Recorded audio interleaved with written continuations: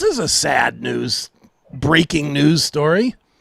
David Roach of Junkyard dead. Yeah, he was fighting cancer, wasn't he? Yeah. Yeah. That sucks. Yeah, I know. I know that there was like a story out there not long ago about having like a GoFundMe or something to help offset some of the costs for his treatments and things. Right.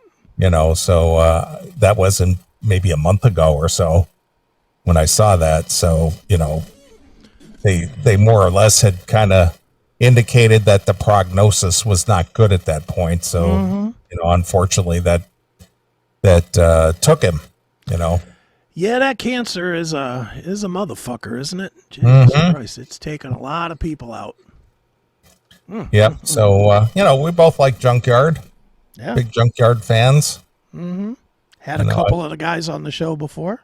Sure. Chris Gates and David Roach. Right. So, yeah. Wow.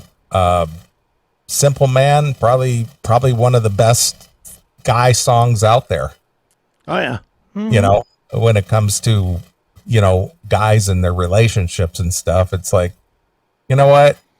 Just give me your love, just give me what you can. And, I'll be happy with that, That's right. If you're crying and whining all night, I'm just going to grab my keys and my cigarettes and drive on into the night. Right. They had a few songs like that too. They had another one called Hands Off. You know that one? Get your hands off my throat. I do. They had that one. And then even recently, I don't know if it's the last studio record they did, but it was like 2018 or something. They had a song called We Fuck Like We Fight. Which is a great rockin' tune that just talks about, it is so everything that we talk about in relationships on this show. It's that whole, well, you just get in a bad shitty fight and then what do? You fuck it out. Yeah. Sometimes. Yeah. Well, after a while it just gets old, like anything else. But it's just funny that they wrote a song called We Fuck Like We Fight. Too funny. That is funny. I was thinking about that, relationship thing not long ago. And I just thought, man, I could never even imagine being in a relationship. I can't even imagine what that'd be like. No, thank you. I can't. It's horrible. Well, no, I mean, just even the thought of even considering doing that. Yeah. Being in a day in, day out committed relationship. Just the thought of that is just frightening. Oh, dude, it's horrible. Just the amount of compromise you have to do day to day. Just, I just see people that are, friends, and I'm sure you got the same people in your life too. You have friends and they tell you these stories about their relationship. And even if it's meant to be a positive story, right? We listen to it. We're like, ugh, really? That's just exhausting. Yeah. It's like, you go to the grocery store with her every week. Why? I think about that kind of shit. It's like, I hate to pick on John and Stephanie because they're both my best friends, but I do hear their stories the most. And when I hear their stories, either one of them, and they're talking about, this or that, and I mean, it's just regular shit. I mean, not even wild, crazy partying stuff. It could be stuff like Stephanie will tell me that the grass is too long because John doesn't want to cut it. I'm using an example that's not true, but, I get that kind of a story. And what my first thought is, man, why did that guy buy that ticket? He could have stayed in an apartment and never cut the fucking grass. Right.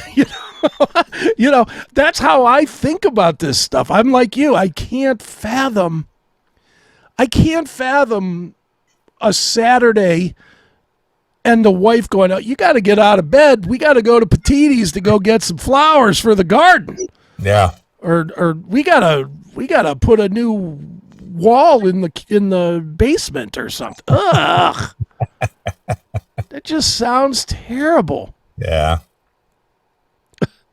So bad. Yeah. Well, again, I don't mind getting together and going out to dinner and, going to a show or something. But when the night's over, that's it. That is the way it has to be. It can't be, at least for me. I mean, I've told you this. I don't know if I've said it on the air too, I think, but me and Kels have that rule. No one sleeps over ever.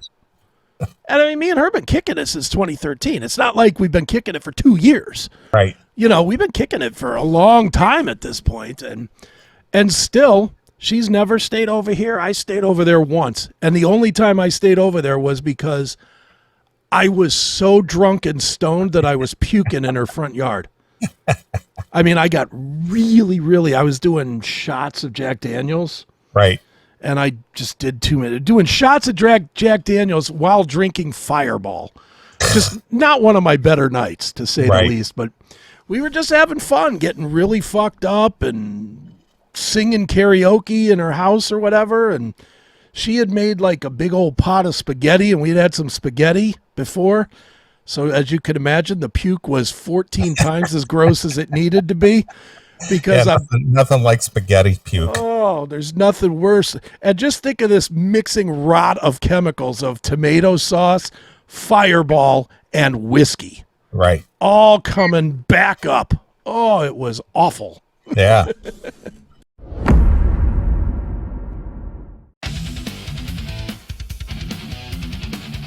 Get ready. The Seth Williams Show is going live Friday, September 12th at 4 p.m. Join us for lunch and a hilarious podcast interview with the one and only Jim Florentine. When I was a kid, I got home from school at 3 o'clock. My mom goes, go play in the neighborhood till 6 o'clock. Come back then for dinner, and that was it. There was no communication from 3 to 6. And I'm still here, and everybody else is, right? It's fucking weird, isn't it? Yeah, all right, a couple cute kids went missing, but that was collateral damage. What are you going to do? Yeah, I mean, they took the bait, went for the candy. What are you going to do? I wasn't a candy guy. Yeah, you're not going to get me in a van with a Tootsie Roll, And Don Jameson. Remember when the most dangerous jobs in America were, law enforcement, active military, one of Danny Masterson's dates from that 70s show?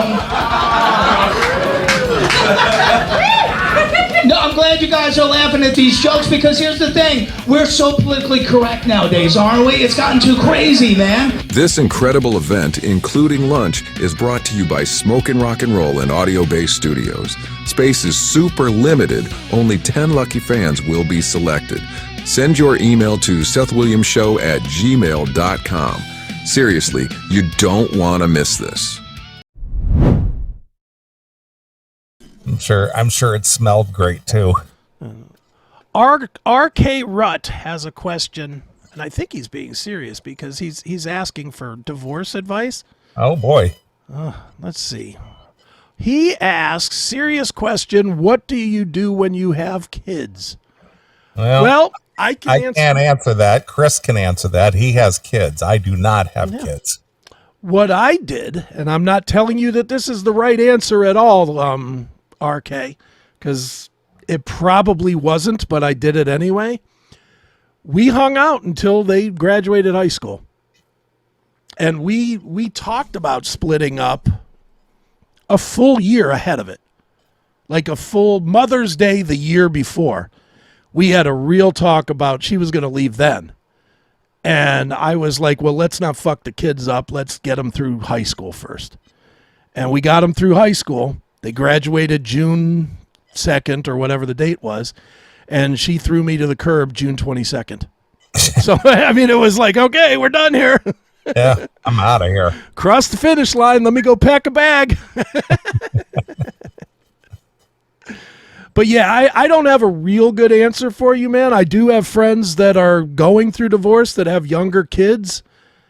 And the best advice I can give you is what I give to my one friend that is going through it right now, which is simply do your best to raise your kids the way you want them to be raised, and don't get mad when your ex does completely different shit, when she just does not follow along, because whatever you do, she's going to do the opposite no matter what.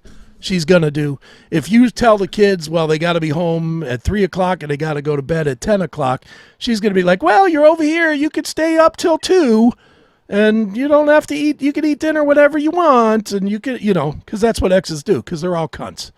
They all are using, and I'm not even going to lie and say I didn't do this too, because I can be a cunt and an asshole myself. So my reality was, when I was going hard through the divorce at the beginning of it, she was doing shit to fuck with me, and I was doing every little bit of shit I could to fuck right back with her. Like, she was showing up here with like new clothes and hats and shit, and she's like, oh, this is because I got a date tonight. But she was doing that kind of shit while she was just trying to rub it in, just rubbing it in and grinding it in. And I was like, yeah, are you? That's great. That's terrible. And then when I knew she was here, like getting her shit, that's when I would run out to Walmart and I would buy like a new TV or a new VCR or a new microwave or something. And I literally, there's no lie, I'm not proud of this, but it did happen. She was here and I knew she was taking the microwave. So I went and bought an even bigger microwave. And I showed up and I said, oh, you're still here. I figured you'd be gone by now. Right. And it was 1,000% just to fucking dig it into her eye. That was 1,000% why I did that. I knew what she was doing and I was like, I'm going to make her feel really fucking stupid. Yeah. You can put your microwave inside my microwave. That's right. That's exactly right. And I did that a few times. I did that with TVs. Like, I never had a TV. One of Georgetta's weird rules was she did not want a TV in the bedroom. Yeah. And I think a lot of women have that rule. They do. They want your attention, man. Right, of course. Well, I have a big 60-inch in my bedroom. I got a 55. And believe me, I got it not 2 days after I knew that she wasn't coming back. The minute I figured out this isn't just an argument, this is for real, I went right to Best Buy and bought 2 TVs. I bought one for me and one for my son, so that she couldn't yell at me too much about the one I bought, because I gave my son the same TV. Right. And in the bedroom it went. It went in the bedroom before I had a bed. I was still, no kidding, I was still sleeping on the floor. Nice. Because I had a mattress. And I hadn't bought a bed, but I put a TV in there. Fuck you. And it seems so dumb now, because me and her get along and we're okay now. And, it's been a lot of years, but yeah. But at the time, man, I just wanted to inflict pain any way I could. Any kind of mental pain I could throw out there, I wanted. I need to get you back. I did. And I hate to be that petty, because you've known me 30 fucking years. I am not that guy. Yeah. I'm not petty guy. I'm usually guy that, while I might throw a punch or two when I'm out and about, something like that, I'm usually like, moving on, next thing. Right. And nope, not in that situation. In that situation, I was ready for World War III, man. Let's go to battle. Let's get the guns out.